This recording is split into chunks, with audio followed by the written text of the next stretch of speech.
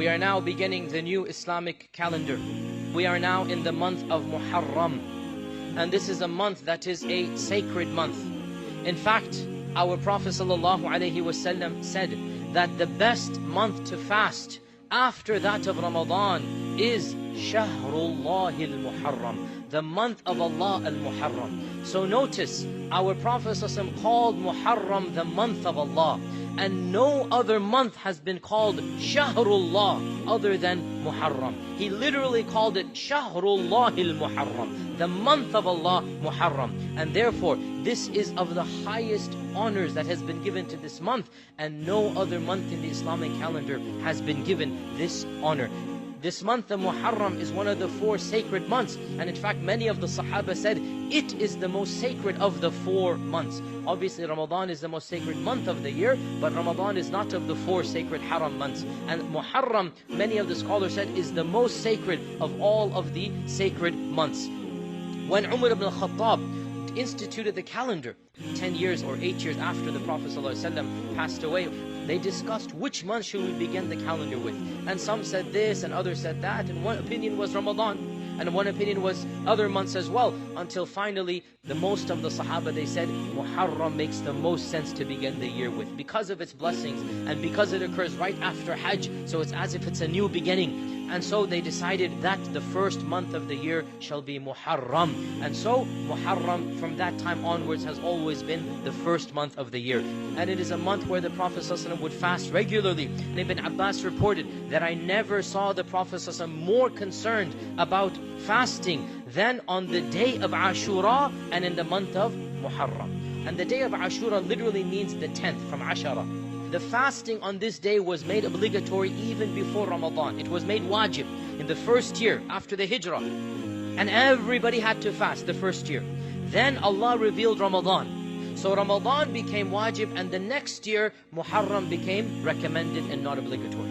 So the first year of Islam, it was obligatory on all Muslims to fast on the 10th of Muharram. And then in the second year, it went down from being obligatory to being recommended and strongly encouraged. And our Prophet ﷺ said that it serves as a forgiveness for the sins of the previous year. On this day of 10th of Muharram, our Prophet ﷺ told us that Musa alayhi salam was saved, Moses was saved from Pharaoh, that Nuh alayhi salam, his ship landed on Mount Judi, that on these days many incidents happened in the past that served as a day of celebration and rejoicing. When our Prophet found out that the Yahud are fasting on the 10th of Muharram as well, even though the blessings of the 10th were predating the knowledge of our Prophet about the Yahud, when he found out that they were fasting because on this day they said Moses was saved and Pharaoh drowned, so we take it as a day of celebration. Our Prophet said, we have more right to Moses than you do. In other words, we are the true followers of Moses, and from that year onwards, he also encouraged everybody to fast on the 10th, and he also said, if I live one more year, I shall fast on the 9th and the 10th. The scholars say to make our ritual different from the ritual of other religions and nations, and therefore, ideally, it is good to fast the 9th and the 10th, even though our Prophet never did it, because he said the hadith, but he passed away the very year that he said it. So he never actually lived to the next year. But he said, if Allah allows me to live another year, I shall fast the 9th and the 10th of Muharram. So those who are able to fast the 9th and the 10th, alhamdulillah, or the 10th and the 11th, alhamdulillah. But if they cannot fast 2 days,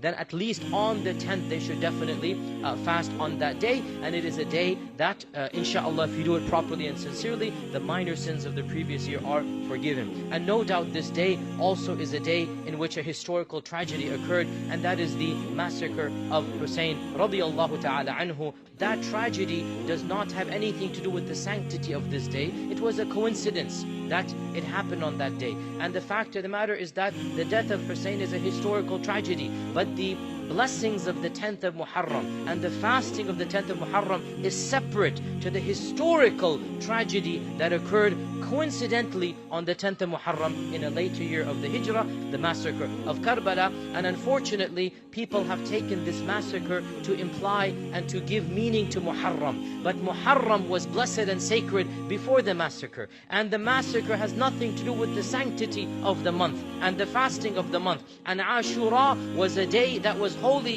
before Hussein was martyred on that day. And therefore we as Muslims, we take the 10th of Muharram not as a day of mourning, but as a day of worship of Allah subhanahu wa ta'ala, as a day of ibadah, as a day where we are conscious of Allah even more, and we come close to Allah through our actions of worship, through the action of fasting.